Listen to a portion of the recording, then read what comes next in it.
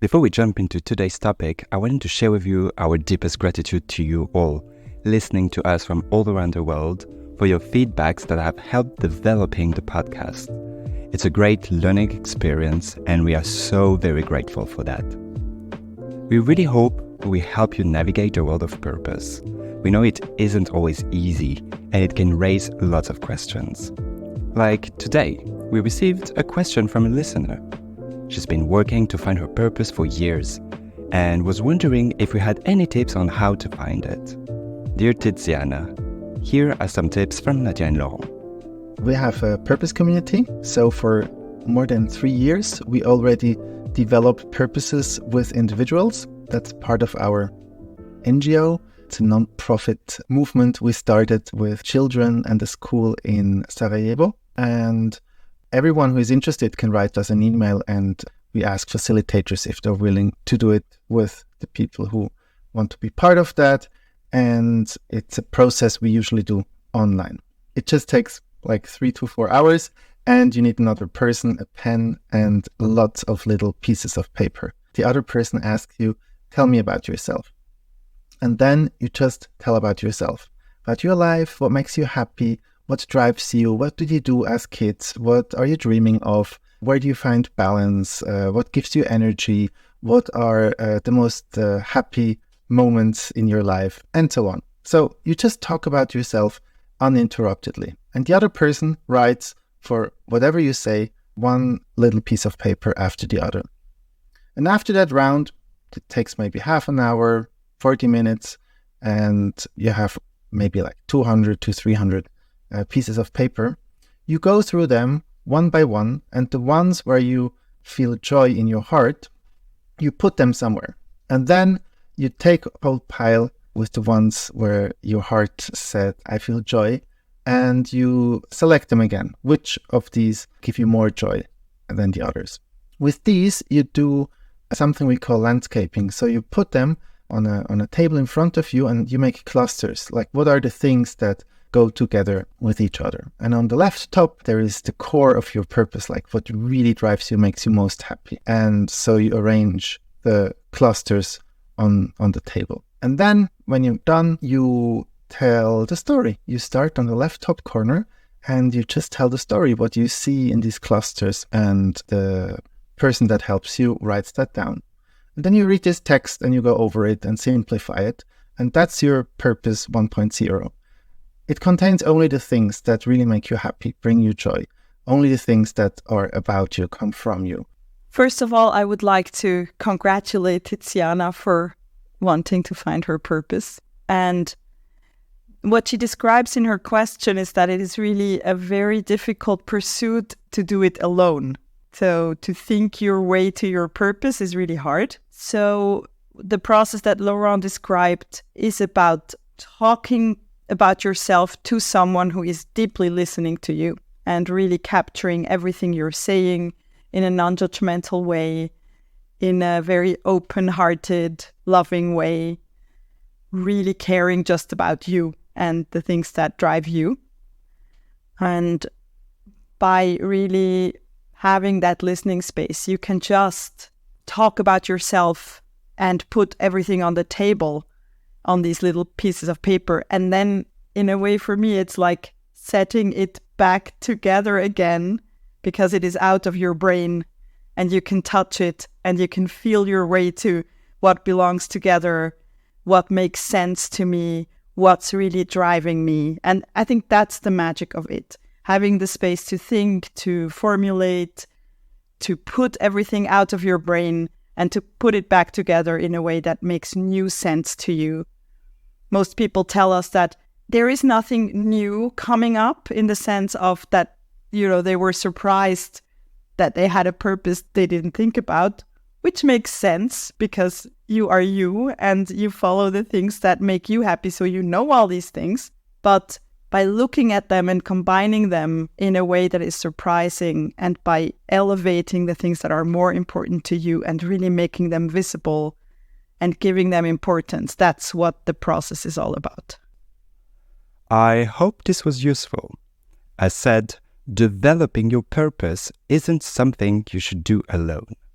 That's why we have a community of purpose-driven people that can help you with yours.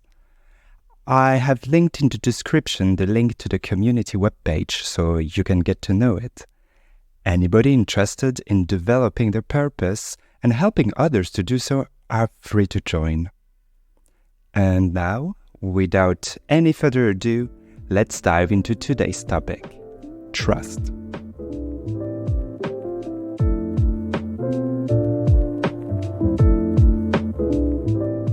In a lot of companies, trust is based on fear of being punished for violating trust, but also on the rewards one receives from preserving it. Hopefully, it is not the only way trust is built, and more other models of trust building are finding their way into teams and companies. Finding trust in others is recognizing the value of trustworthiness. It can apply to people you work with, but also more broadly to the company you're in and the values and beliefs they uphold. So how do you tackle trust? You cannot directly tackle trust because it's something you feel or you don't feel. And if you don't feel it, nothing could convince you. But through experience, through realizing that you're in a safe space, that everybody wants the best, that you're welcome, the topic fades away. Trusting someone is first a feeling you acquire through various experiences, allowing you to understand how this person works. And to understand how someone operates, we need to know how this person behaves in given circumstances. But instead of just guessing and falling in misunderstanding, Nadia and Laurent developed a useful tool that helps everyone in a team understand each other. For me, it has a lot to do with knowing the other people well and understanding how they operate. The workshop that we do about creating your own user manual, like how do I function, helps others to understand why maybe they feel like they can't trust you, but in the end, it's only that you do things differently. So if people have to trust in each other that things will get done, mostly in the context of work, and there it's probably often a misunderstanding that you think, I can't trust you to get this done, but we actually mean you're not doing it the way I would do it. It's really just understanding how the other person operates and what they need in order to get the job done. And building that kind of trust is equally important, I think.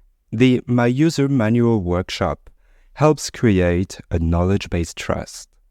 If everybody knows how you function, it helps them build trust towards you because they know what to expect from you. It doesn't need to be a novel about yourself. See it more like a guide that you can present to others. But there is another tool that helps deepen the trust-building process. We have a big workshop that we called Trust. It's the Team Purpose Workshop. And why did we call it Trust? Because the feedback from team leaders and from the people was that through that workshops, we trust each other. We believe that we can do it. As a team, we can do anything. And they also become more self-confident because they realize, we're a real team. We have different skills. We are different, and that's okay. People share their perspectives and they really understand each other better. And because everybody has to give their own answer, they're curious about the answers of the others. And they realize, oh my God, I tried to give the best possible answer, but I forgot about this and about that, and I didn't know this. So they really experience the advantage of a team. And because they experience that the other people know a lot, they trust them more to be able to contribute. We had a statement from the team leader at the end of the workshop saying, today I realized I don't have the best ideas. What does that make? What is the effect of that? So the team, the people of the team realize, wow, now he trusts us because they found out that we have lots of ideas and perspectives and we can decide for ourselves. And for the team leader, it means I can trust the team. I can focus on other stuff. I don't have to micromanage. Realizing that everybody acts for the best of what the collective wants and aspires to effectively consolidates a strong sense of trust, which ultimately gives everyone autonomy. If you can trust that others have also good ideas, if you can trust that others can also do a good job, probably you're also leading an easier life, right? You're having less of this idea that only you can fix it. And I think that's very healthy. But there's maybe also another side of the medal, because trust is such a big word. I think it's also happening sometimes that people use it as a kind of excuse. So, we often hear like, there is no trust, or it just has to be trust. And sometimes I suspect what they mean is like, just leave me alone and let me do my thing. And that's not really cool for collaboration. So I think in that case, we have to establish, maybe not by talking, but by demonstrating, by doing, that the team can actually trust each other, but that also not everybody can just do whatever they want, because otherwise you're not a team. So I think this is it's a murky kind of ground there, because easily you can say, just trust me, just leave me alone, just let me do my thing.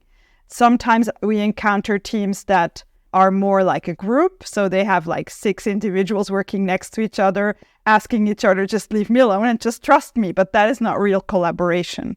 So I think we mean a different kind of trust when we start working together. It's really more about understanding how we function and how we can interact with each other. We saw that trust can be based on fear, but also on understanding. When fear leaves to give space to understanding, it creates a safe space.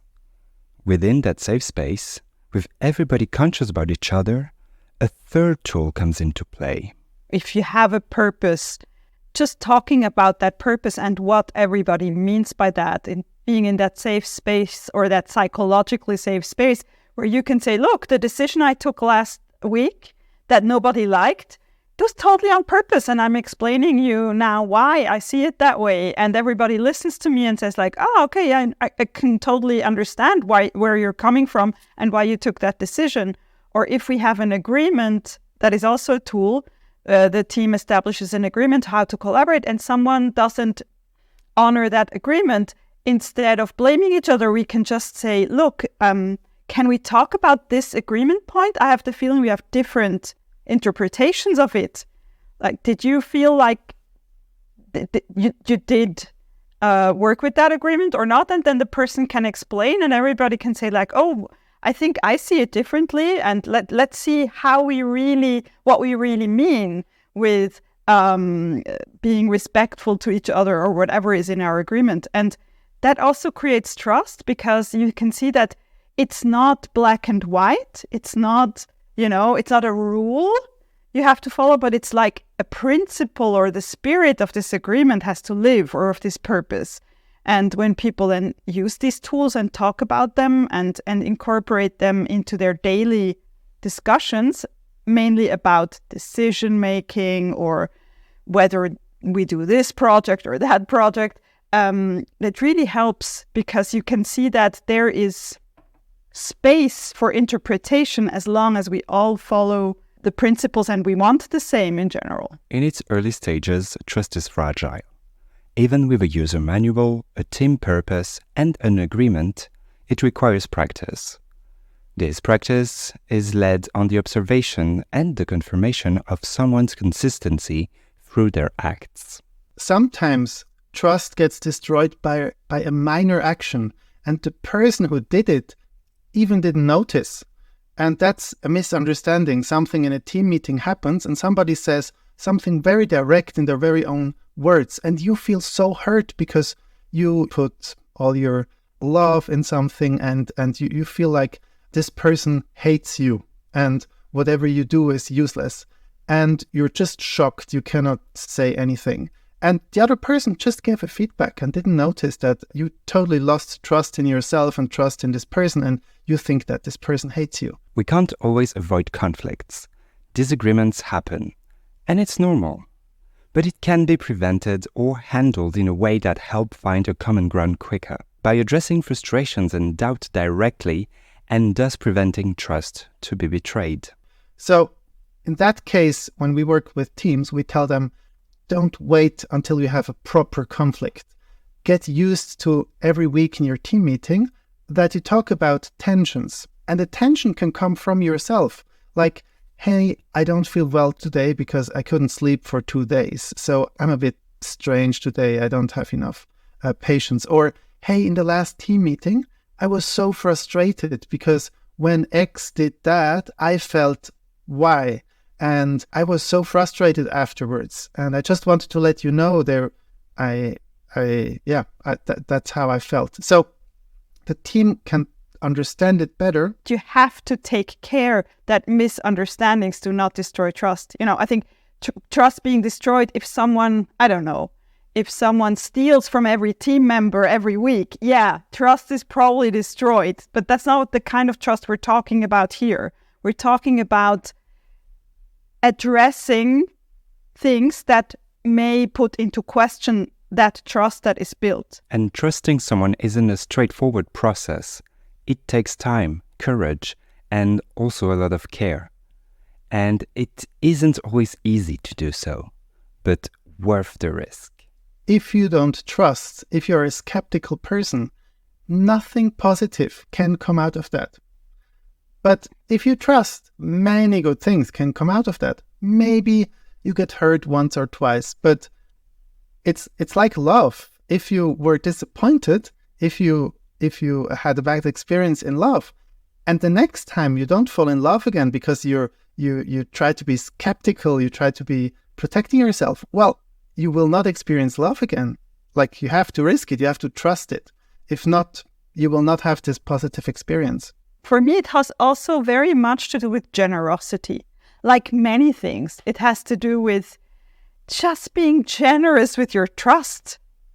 Not being overly careful over it. The only way to live and to collaborate and to be with others is to trust. And yes, of course, you will experience bad things from time to time, and you will lose the trust in someone maybe, and something will go wrong. But I think you have to be generous with your trust. As Nadia and Laurent demonstrated, a lot of different tools are available to help build trust between people in a team at work. First, there is the user manual that works as a guide to understand how somebody operates. Then the team purpose, steering everybody in the same direction. And lastly, agreements, so everybody knows in what framework decisions can be made. All these methods take time to implement. Trust is first and foremost a commitment. And you may face obstacles such as disagreements, but dear, it's a process that takes time, kindness, generosity, and courage.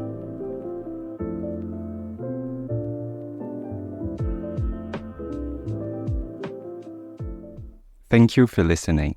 You can find all my references in the episode's description. This was the last episode of the season, but worry not that I am preparing an extra episode for the summer. Spoiler alert, it will be an in-depth analysis on what purpose is. As always, we are open for questions, and really do not hesitate. It makes us very happy to read you and craft bespoke answers for your personal situations. For now, my dears, I wish you a great summer. See you next time.